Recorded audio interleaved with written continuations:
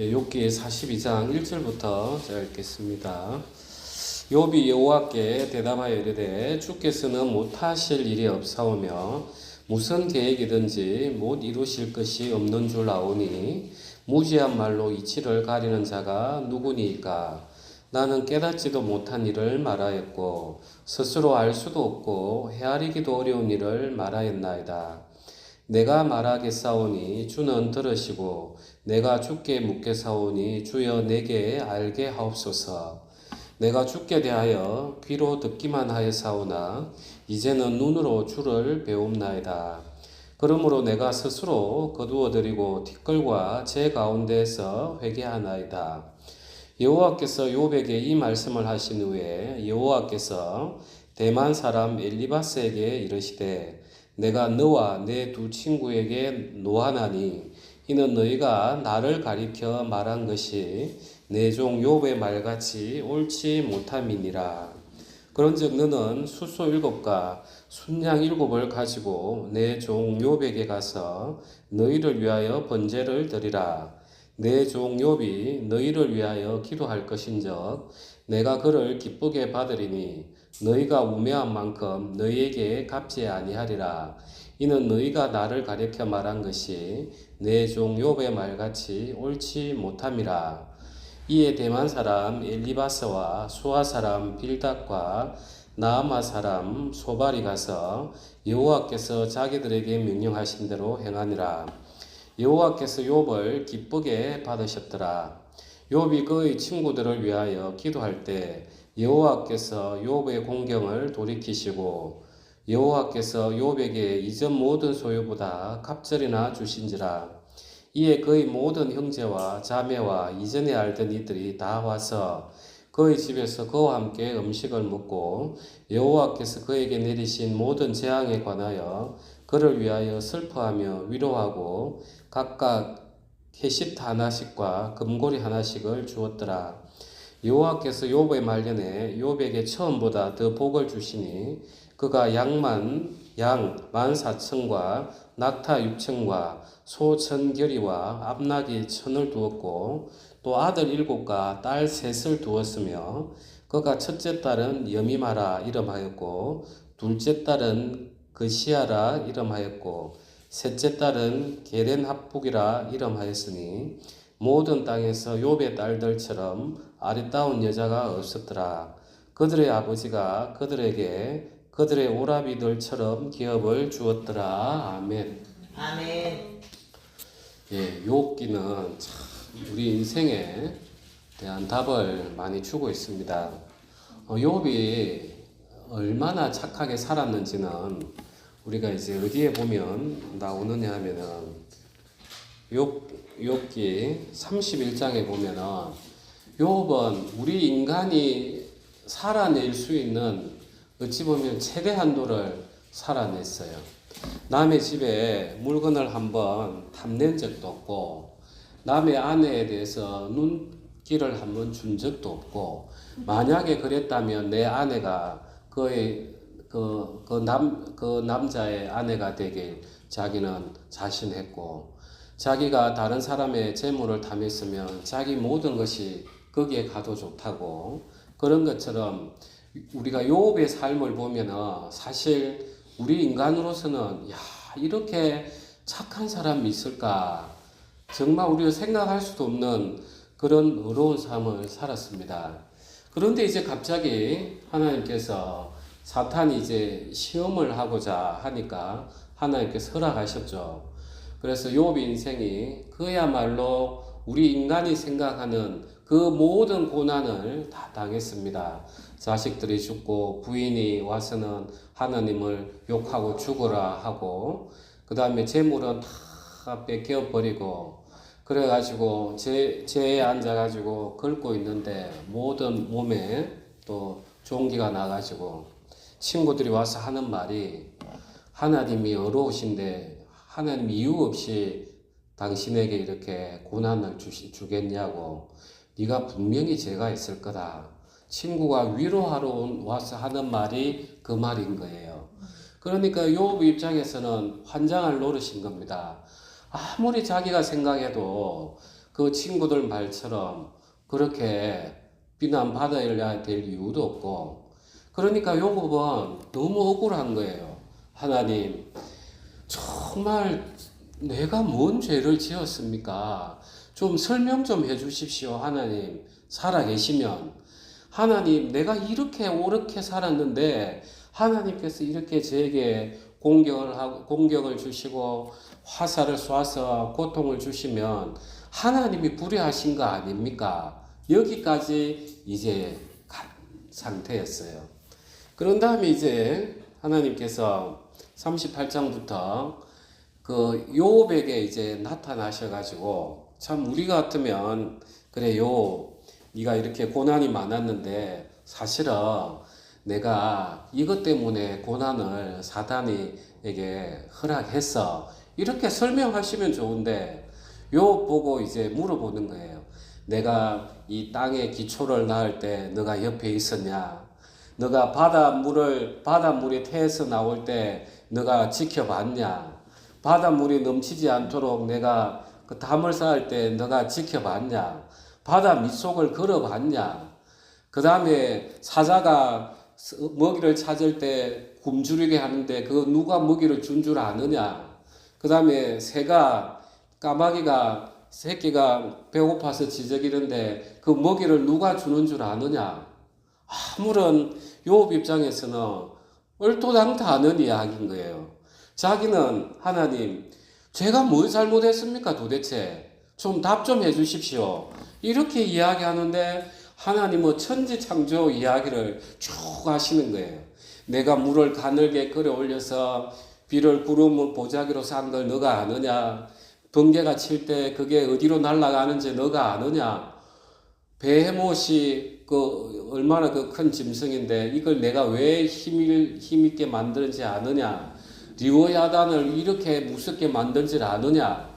이런 이야기만 잔뜩 하는데도 욥이 지금 42장에 와서는 뭘 깨달은 게 있는 거예요. 42장에서 욥이 여호와께 대답하여 이르되 주께서는 못하실 일이 없사오며 무슨 계획이든지 못 이루실 것이 없는 줄 아오니 무지한 말로 이치를 가리는 자가 누구니까? 나는 깨닫지도 못한 일을 말하였고 스스로 알 수도 없고 헤아리기도 어려운 일을 말하였나이다. 내가 말하겠사오니 주는 들으시고 내가 주께 묻사오니 주여 내게 알게 하옵소서. 내가 주께 대하여 귀로 듣기만 하였사오나 이제는 눈으로 주를 배움나이다. 그러므로 내가 스스로 거두어 드리고 티끌과 제 가운데서 회개하나이다. 여러분들이 만약 욥의 입장이라면 하나님이 천지 창조를 이야기하실 때 여러분들 이런 감정이 나오겠습니까? 듣고 나서 아유 하나님, 그거는 그렇다 치고요, 제 궁금한 것부터 좀 풀어주십시오, 이러지 않겠습니까? 그러니까 욥이 우리보다 대단하니까 성경에 이렇게 기록한 것 같아요. 정말 욥은 5절에 보면 내가 주께 대하여 귀로 듣기만 하여 사오나 이제는 눈으로 주를 배움나이다. 그래서 욥이 그동안 하나님은 이런 분이라는 걸 조상들이 전해 내려오는 이 이야기를 통해서 하나님이 천지를 창조하셨고 이 세상을 운행하시고 하나님은 공의로우신 분이고, 그래서 우리가 죄를 지으면 우리가 번제를 드려야 되고, 이제 귀로만 들어서 이런 하나님께서 지금 나를 인도하고 계시는구나, 이렇게만 이제 알았던 거죠. 우리가 이제 신앙생활을 할 때도 처음에는 딱 이 수준인 거예요. 우리가 하나님을 경험하지 않으면 하나님이 어떤 분인지 알 수가 없어요. 그래서 제가 설교를 하면 하나님은 사랑이시구나, 하나님은 공의로우신 분이구나, 이런 정도로만 우리는 귀로 들어서 알고 있어요. 그런데 이제 욥이 이제 눈으로 본다는 거예요. 눈으로 이 천지의 창조 이야기를 쭉 들으면서, 천지를 섭리하시는 하나님 이야기 들으면서 욥이 이제 세상을 딱 보면 하나님께서 저 사자도 저렇게 만드셔서 사자를 이렇게 또 먹이시는구나. 하나님이 해와 달을 저렇게 길을 정해서 딱 질서정연하게 운영하시는구나.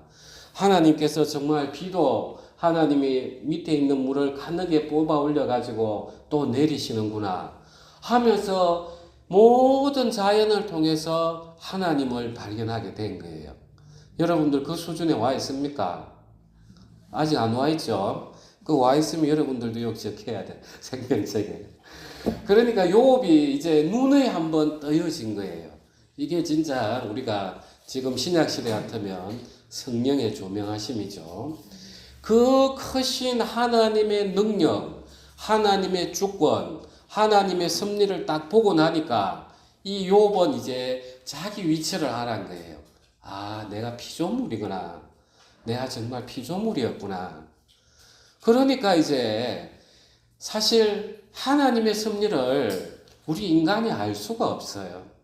우리 인간이 하나님의 섭리를 안다면 그분은 하나님입니까? 아닙니까? 하나님 자격 있습니까? 없어요. 우리 인간의 수준과 같은 분을 하나님으로 우리가 생각하기 때문에 우리는 하나님의 섭리를 알 수가 없어요. 그래서 오늘 우리 변형재님 말씀하셨는데 순종인 거예요. 만약에 우리가 애들을 키우면 처음에는 애들을 처음에 어릴 때는 달래주고 울면은 쫓아가서 불편한 거 뭔지 확인하고 하다가 어느 순간 되면 이제 엄마가 잘 안 나타나요. 울어도. 그러면 애 마음에 저 여자가 마음이 바뀌었나? 처음엔 이해 못 할 거예요. 그러다가 이제 밥을 먹여야 되니까 저 또 안 주려고 하고 그러면서 그때는 이해를 못 하는 거예요. 그런데 이제 크면 자기가 나이가 들어가면서 애도 낳고 하다 보면 이제 그때서야 이제 부모 마음을 아는 거죠. 우리 인생이 그런 거예요. 우리가 아무리 기도를 한다고 해서 하나님의 뜻을 내가 정확히 안다. 그렇게 되면 하나님은 하나님이 아니신 거예요. 이해가 되시죠? 그래서 우리 인생은 정말 하나님 앞에서 겸비해야 되는 게 하나님은 창조주이시고 우리는 피조물이구나. 그러면 우리 인생에 일어나는 모든 일들에 대해서 첫 번째로는 우리는 들어야 되는 거예요. 그리고 하나님께서는 천지를 운행하신단 말이에요. 그러니까 나에게 지금 뭐 당장에 어려운 일이 있다 하더라도 하나님은 천지를 운행하시는 가운데서 이것을 선한 섭리를 통해서 하나님 나중에 복으로 이끌어 가시는데 우리는 알 수가 없어요. 당장에는. 그러니까 우리 인생에 오더라도 하나님의 어떤 창조주의심을 정확하게 알게 되면은 내 인생에 오는 고난들을 내가 기다릴 수가 있는 거예요. 아, 하나님께서 이제 일하시겠구나. 하나님, 나는 지금 그 뜻을 잘 모르지만 하나님께서 지금 천지를 운행하시는데 천지를 운행하시면서 때로는 내가 잘못된 길로 가면 고난을 통해서 말씀하시는 거예요. 내 인생에 고난이 온다는 것은. 또 때로는 잠결에도 하나님이 말씀을 하시고 하나님은 또 한 번 이야기하시는 분이 아니라 여러 번 이야기하신단 말이에요. 그래서 우리는 내 인생에 고난이 오고 또 이런저런 생각들이 올 때 그걸 하나님의 음성으로 탁 들으면 좋은데 기다리면서 우리는 탁 듣자마자 우리는 뭐라 생각합니까? 고난이 오자마자 그냥 내 생각이 팍팍 나가버리는 거죠. 결국은 하나님이 일하실 거라는 걸 내가 못 믿기 때문에 내가 나가는 거예요. 그래서 이 욥은 이제 그걸 알았던 거예요. 아, 내가 무지한 말로 내 조금 그 오름으로 통해서 내가 하늘에 올라가려고 했던 그 이스라엘 백성처럼 내 조금 남을 돕고 이웃을 돕고 그래서 그 앞에 보면 엘리후가 이야기해요. 그 자네가 착한 일, 죄를 지었던들 하나님하고 무슨 상관이 있냐. 전도서에 보도 그래요. 우리는 땅에 있고 하나님은 하늘에 계셔요. 내가 땅에서 일어나는 일하고 하늘에서 이게 뭔 관계가 있냐는 거예요. 그런데 자꾸 우리는 우리 시각으로만 보니까 하나님을 판단하면서 하나님, 제가 도대체 뭘 잘못했길래 제 인생을 이렇게 고난을 많이 주십니까? 늘 이 말부터 나오는 거예요. 그래서 욥이 이제 하나님의 그 음성을 듣고 나서부터 눈이 바뀌어 버렸던 거예요. 아, 참 내라는 존재가 피조물이었구나. 내 조금 그 옳음 보이려고 하나님을 불의하게 만들었구나. 하나님이 인생 욥에게 고난을 허락하신 이유는 바로 욥 가장 아래에 있는 그 마음을 덜쳐내고 싶었던 거예요. 내 오름 때문에 하나님을 불의하게 만드는, 진짜 마지막으로 욥이 잡고 있었던 마음이 그 마음이었어요. 내 오름. 내가 옳으니까 이 고난이 오는 게 하나님이 불의하신 거예요. 하나님은 그 고난을 통해서 이제 욥의 밑바닥을 싹 긁어낸 거예요. 그래, 우리 인생은 사실 아무리 우리가 기도를 많이 하고 은사를 많이 입는다 하더라도 그건 하나님이 열어주는 한도인 거예요. 마치 내가 하나님하고 직통 계시를 받고 우리가 기도원에 가면 그런 분들이 많아요.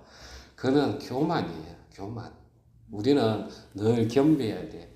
기도하더라도 하나님 때는 감동을 주시더라도 이 말이 맞는지 또 확인하고 기다리고 계속 해야만이 우리는 내가 피조물의 위치에 딱 서는 걸 알게 돼요. 그 다음에 좀 더 보겠습니다. 그래서 6절에 그러므로 내가 스스로 거두어드리고 티끌과 제 가운데서 회개하나이다. 나는 티끌입니다. 나는 재와 같습니다. 하면서 그 위에 앉아서 자기가 그 모습처럼 이제 하나님 앞에 돌이키는 거죠. 그러면서 7절에 여호와께서 욥에게 이 말씀을 하신 후에 여호와께서 대만 사람 엘리바스에게 이르시되 내가 너와 내 두 친구에게 노하나니 이는 너희가 나를 가리켜 말한 것이 내 종 욥의 말같이 옳지 못함이니라. 그런즉 너희는 수소 7과 순양 7을 가지고 내 종 욥에게 가서 너희를 위하여 번제를 드리라.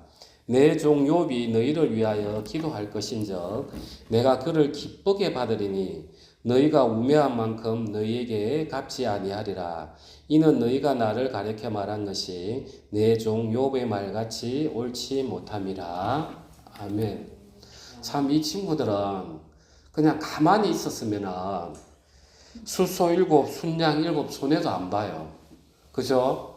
그냥 가만히 있어서 욥에게 위로하러 안 갔으면 자기 수소하고 순양 들고 갈 필요도 없어. 괜히 위로하러 가가지고 나서는 바람에. 그래서 우리 말을 참 조심해야 돼요. 말을 함부로 했다가 수소 7, 순양 7 하나님 앞에 갖다 바쳐야 돼. 그래서 참 우리는 다른 사람을 판단할 때 정말 조심해야 돼요. 내가 판단을 한다는 것 자체가 내가 그 사람 위에 있는 거죠. 그죠? 그래서 이 친구들은, 그래서 하나님께서 이 친구들을 받아준 게 8절에 보면 너희가 우매한 만큼 너에게 갚지 아니하리라. 하나님 우리 인생을 이렇게 보신단 말이에요. 우리가 막 이런저런 죄를 짓고 때로는 믿음에서 벗어난다 하더라도 불쌍한 거예요. 저 아무것도 모르는 것들이, 천지도 모르는 것들이 아는 척하네. 그러니까 예수님 통해서 우리를 받아주는 거예요. 우리는 그런 자인데 이 친구들은 이제 욥에게 가서 했던 말이 딱 인과응보, 자기의 선악과 열매대로 판단한단 말이에요. 너 고통 받았지? 하나님은 정의로운 분이야.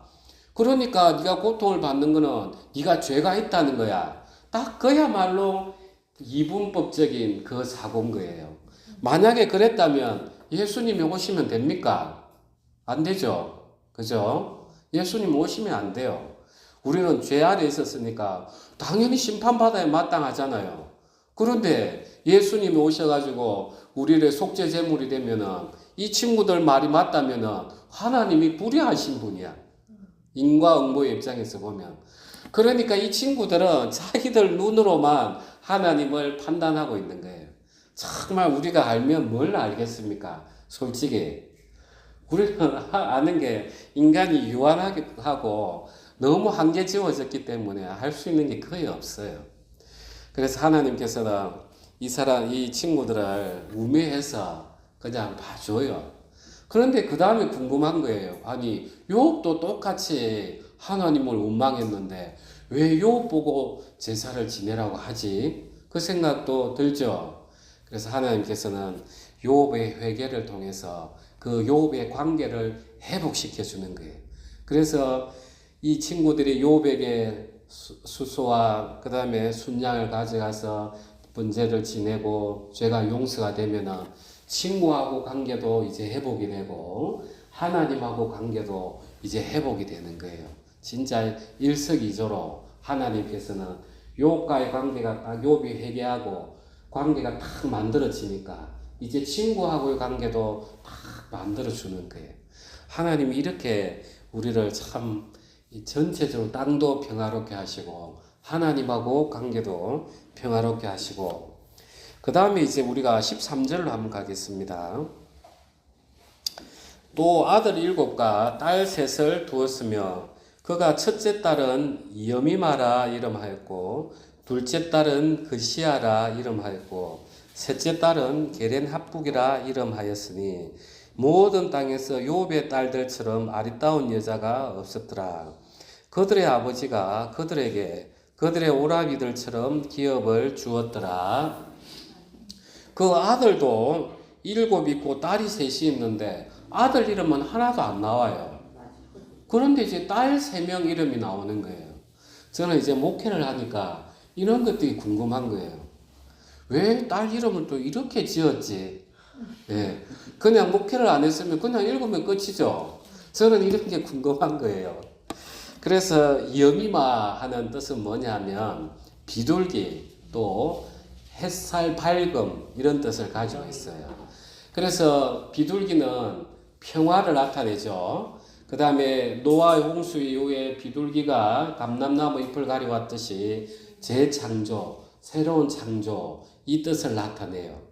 그래서 이 욥이 하나님의 어떤 관계 속에서 나는 정말 하나님 안에서 그냥 피조물에 불과하구나 하면서 자기의 오름이 탁 내려가니까 이제 하나님이 그 고통스러웠던 것을 다 끝내고 평안의 삶을 살기 시작하면서 새로운 욥을 만들어 주셨다는 거예요.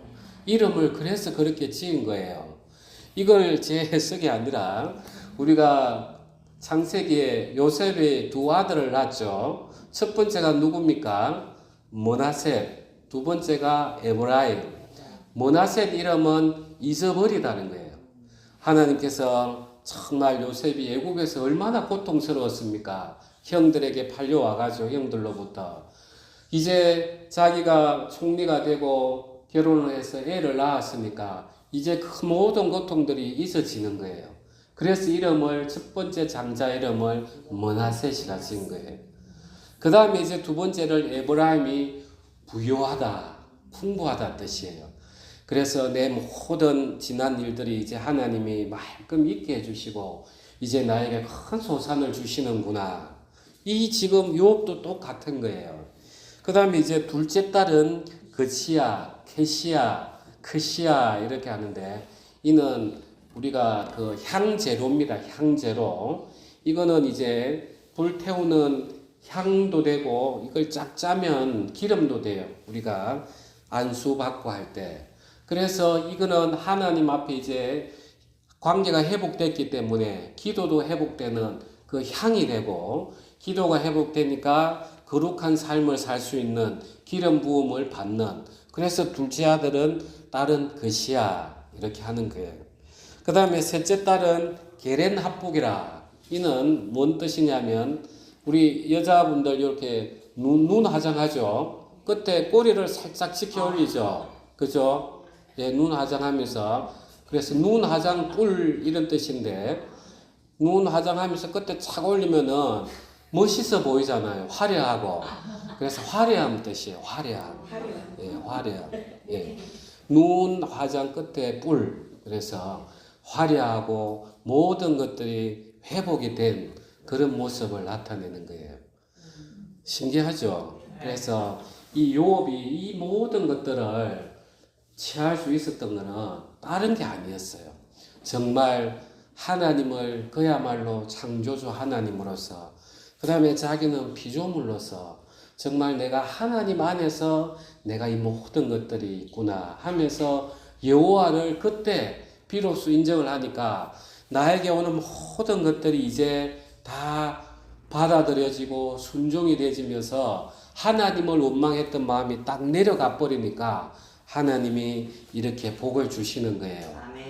그러면서 15절에 모든 땅에서 욥의 딸들처럼 아리따운 여자가 없었더라. 그들의 아버지가 그들에게 그들의 오라비들처럼 기업을 주었더라. 이 당시의 시대는 여자에게는 이 상속이 이 당시 이 나라 시대는 없었어요. 그런데 특별히 여기 이 말씀을 여기에 기재했다는 것은 새로운 창조 이후에는 남녀 간의 차별도 없고 하나님이 주시는 기업에는 동일하더라. 이걸 이제 나타내주고 있습니다. 그래서 우리는 욥을 통해서 진짜 우리는 하나님 안에서 피조물이고 우리가 하나님의 우리가 지혜를 어떻게 섭리를 명확하게 알 수 있겠습니까? 그래서 우리는 기다려야 되는 거예요. 우리는 순종해야 되고 저는 이제 목회를 하면서 참 저는 감사한 게 하나 있습니다. 특별히 더 하나님의 사랑을 좀 더 제가 많이 알게 되는 것 같아요. 정말 지금 요한복음을 계속 들으면서 정말 저는 참 은혜를 많이 입습니다. 그때도 분명히 제가 설교를 했으면 그때 내가 이랬지 기억에 남아있을 텐데 너무 새로운 거예요. 야, 어떻게 그때 이런 말씀을 하나님 주셨지 하면서 그 요한복음 14장쯤에 가면은 그 포도나무 이야기 그 이야기 들으면서 제가 막 진짜 울기 직전인 거예요. 하나님 사랑이 이렇게까지 하나님 우리 사랑하시나. 그리고 유다에게 떡을 떼서 물에 적셔주는 그런 모습들. 그 다음에 제자들은 전부 다 예수님 마지막 만찬 때 누가 더 큰지 싸울 때 예수님은 다 허리에 수건을 두르시고 그 제일 천한 노예가 하는 발을 탁 씻겨주시면서 거기에 사랑을 심어주잖아. 우리 그 김혜련 자매님 그때 세족식 할 때 막 눈물이 나고 했죠, 그죠? 그 사랑이 들어오는 거단 말이에요. 예수님이 그들의 발목을 씻어주면서 그 사랑을 그 육체를 통해서 넣어주고 자기들이 나중에 성령을 받고 나면 정말 하나님은 사랑이시구나 하는 걸 알게 된단 말이에요. 그래서 저는 이제 신구약을 쭉 보면서 야, 진짜 하나님 사랑이시구나. 성경 어디를 봐도 이제 사랑의 냄새가 풀풀 나는 거예요.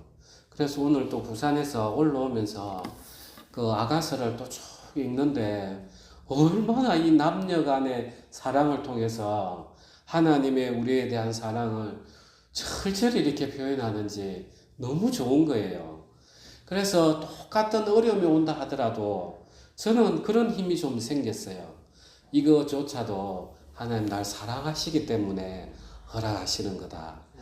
그래서 저도 제 마음에 일어나는 이런저런 생각들, 때로는 판단, 미움, 또 뭐 사무실 일을 하니까 이런저런 일들이 아니겠습니까? 그걸 계속해서 사랑의 기도를 제가 하게 되시더라고요. 그래서 우리는 사실 우리 인생에 일어나는 일들을 답을 알 수가 없습니다. 그럼 하나님 만나야 되는 거죠. 그래서 우리 인간은 피조물이기 때문에 정말 하나님은 사랑이시단 말이에요. 사랑이시기 때문에 하나님이 나를 지켜주세요. 그리고 하나님은 천지를 지금 운행하시고 계신단 말이에요.